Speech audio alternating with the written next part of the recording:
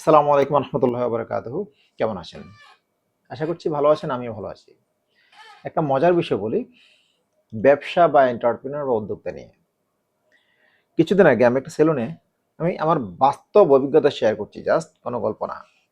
কোনো একটা সেলুনে আমি চুল কাটাতে গিয়েছিলাম। তো চুল কাটাতে গিয়ে সেলুনের মালিকের সাথে কথা হচ্ছিল। মানে মালিক নিজেই সেলুন করছে, মানে চুল কাটাচ্ছে। আর সেটা ঈদের ছিল মনে হয় ৩ দিন পরে। ঈদের ৩ দিন পরে গিয়েছিলাম। তো যাওয়ার পরে দোকানে আর কেউ নেই, মালিক একাই আছে, কোনো কর্মচারী এখনো আসেনি। ঈদের ৩ দিন পর মালিক দোকানে বসে আছে। তো আমি গেলাম, চুল কাটা শুরু হলো। তো আমার যেটা রেগুলার স্বভাব যে কারোর সাথে কাজ করতে গেলে বা কাজ করতেছি তখন টুকটাক করে কথা বলি, কিছু কিছু জিনিস জানার চেষ্টা করি, এটা আমার একটা অভ্যাস।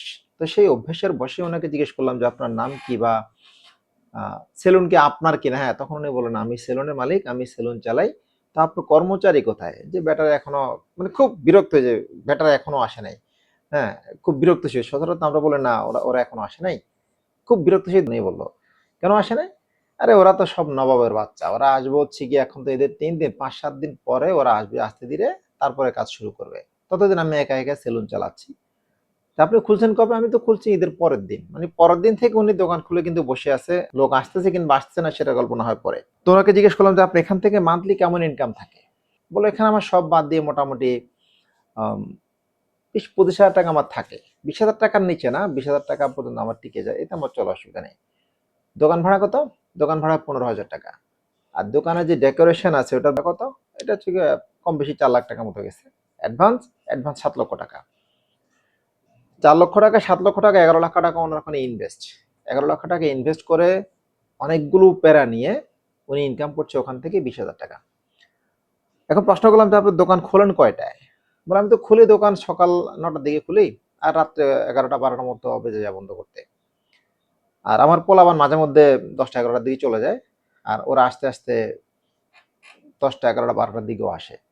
আমি সকাল ৮টায় দোকান খুলি, ৯টায় খুলি কখনো।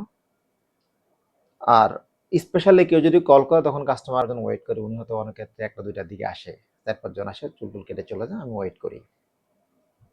এই মিলে সব মিলে আপনার ২০ হাজার টাকা ইনকাম মান্থলি। হ্যাঁ, আমার ২০ হাজার টাকা ইনকাম, কোনো সমস্যা হচ্ছে না, চলে। তো আপনার প্ল্যান কি? বলল প্ল্যান হচ্ছে কি আমি দোকানটা ছেড়ে দিয়ে আম যদি পারি আমি একটা প্রতিষ্ঠানে চাকরিতে জয়েন করব। মজার বিষয় এখানে গল্প শুরু। তো বললাম চাকরিতে কেন জয়েন করবেন? বলল না দোকান আর ভাল লাগছে না। আমি এখানে পোলাপান খুব ঝামেলা করছে, আসতে চায় না। আর বাড়িওয়ালা শুনলাম আগামী মাস থেকে বাসা ভাড়া বাড়াবে ২,০০০ টাকা, সেজন্য আসলে দোকান চালাতে চাচ্ছি না। তো কেমন আপনি স্যালারি চাচ্ছেন? বা কি সুযোগ সুবিধার বিনিময়ে আপনি জব করতে চাচ্ছেন? যে উনার সুযোগ সুবিধা তখন বলল যে ৩০ থেকে ৩৫, ৩০,০০০ টাকার নিচে তো হবেই না। ৩০,০০০ টাকা সেলারি দেয়াই লাগবে। আর দোকান ছেড়ে দিয়ে যদি চাকরি করতে যাই তাহলে মনে করেন যে আমি এখন আর ৮টা বাজে দোকান খুলতে হবে না। ১১টা কিংবা ১২টার দিকে যাবো, রাত্রে ৯টা ১০টার দিকে আমি বাসায় চলে যাবো। হ্যাঁ? আর ৩০,০০০ টাকা স্যালারির নিচে আমিও ভুলেও কাজ করব না ভাই, না খেয়ে পড়ে থাকবো। ভুলেও করব না। তো ওনাকে আমি সিম্পল প্রশ্ন করলাম যে দেখেন, আপনি এখন ৮টা বাজে দোকান খুলেন, রাত ১২টায় বন্ধ করেন। একা দোকান চালান, ১১ লক্ষ টাকা আপনার ইনভেস্টমেন্ট। এই ইনভেস্টমেন্টের বিনিময়ে আপনি ২০,০০০ টাকা পাচ্ছেন, তাতে আপনি রিল্যাক্স বোধ করছেন। আর যে ব্যক্তি আপনাকে চাকরি দেবে উনি আপনাকে ৩০,০০০ টাকার নিচে দিলে আপনি কাজ করবেন না, এবং দুপুর ১২টায় যাবেন আর রাত ১০টা ১১টায় চলে আসবেন। তাহলে বিষয়টা কি বেশি পরিমাণে টর্চার হয়ে গেল না? বেশি পরিমাণে অমানবিক হয়ে গেল না? আপনার কি মনে হয়? বলল ভাই দেখেন এটা আসলে বিজনেস একটা স্বাধীনতা আছে, চাকরি তো সেটা নাই। আরে ভাই স্বাধীনতা কোন জায়গায় আপনার?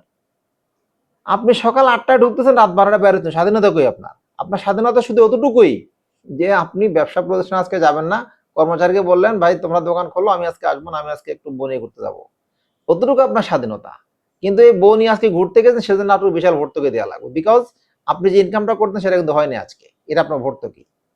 আর যেখানে চাকরি করছেন, যেটা আপনার পোলাপানকে বলেছেন তোমাদের কাছে ছুটি দেওয়া যাবে না আজকে, ঈদের আগের দিন ছুটি কোনোভাবেই হবে না, এই কাজটা আপনার মালিক আপনাকে বলবে, সেটা আপনাকে মানতে হবে। এখন আপনি চাকরি করছেন, সেখানে আপনি যদি ৩০,০০০ টাকার নিচে কাজ করতে পারবেন না, এবং ডিউটি লিমিটেড টাইম আপনি বলেই দিচ্ছেন এর নিচে হলো হবে না, করবেন না। আর যখন আপনি বিজনেস করছেন ১১ থেকে ১৫ লক্ষ টাকা ইনভেস্টমেন্ট, সাথে টেনশন এবং প্রেশার নিয়ে সারাদিন দোকানে বসে আছেন, তাতে আপনি ২০,০০০ টাকা খুশি? এভাবে চললে কি দেশ চলবে, নাকি আপনি চলতে পারবেন, নাকি প্রাইভেট সেক্টর ডেভেলপ হবে? তো ওনারটা তো উনি বলে দিল। এখন মোরাল অফ দ্য হিস্টরি আমি এটা বলি যে দেখেন আমাদের দেশের ম্যাক্সিমাম ব্যবসায়ী অথবা ম্যাক্সিমাম কর্মচারীদের, এমপ্লয়ীদের চিন্তা ভাবনা এরকম যে প্রতিষ্ঠানে আমি আসবো, যাবো, আমার মতো করে চলবো, আমি ওখান থেকে শুধু মাসে আমাকে একটা হাই ডিমান্ড পেমেন্ট করা লাগবে, এর বাইরে আমি কোনো কমিটমেন্ট নেব না। ম্যাক্সিমাম কর্মীদের এই চিন্তা ভাবনা। আর যে সমস্ত কর্মী এই চিন্তা ভাবনা নিয়ে আছে কোম্পানি আমাকে কি দিচ্ছে না দিচ্ছে সেটা দেখার দরকার না, আমি কোম্পানিকে ম্যাক্সিমামটা দিয়ে যাবো, ওই কোম্পানিও টিকে যায়, ওই কর্মীগুলো টিকে যায়, কর্মীগুলো স্মুথলি বসবাস করতে পারছে। যে সমস্ত কর্মী কোম্পানির প্রতি ডেডিকেটেড, দেখেন তাদের অবস্থা খুব ভালো। যারা কোম্পানির প্রতি ডেডিকেটেড না, ওই কোম্পানির অবস্থা ভালো নেই, ওই কর্মীর অবস্থা ভালো নেই। তো সবাই যদি আমরা আসলে মনোযোগ দিয়ে কাজ করি, কাজ করার জন্য, নিজেকে ডেভেলপ করার জন্য, দেশ বা প্রতিষ্ঠানকে ডেভেলপ করার জন্য, তাহলে সবাই ভালো থাকবো। আর যদি মনে করি আমি কাজ করলে সে এগিয়ে যাচ্ছে, আমি কাজ করব না, তাহলে আপনিও আগাবেন না, যার জন্য কাজ করছেন সেও আগাবে না। Thank you very much. আসসালামু আলাইকুম।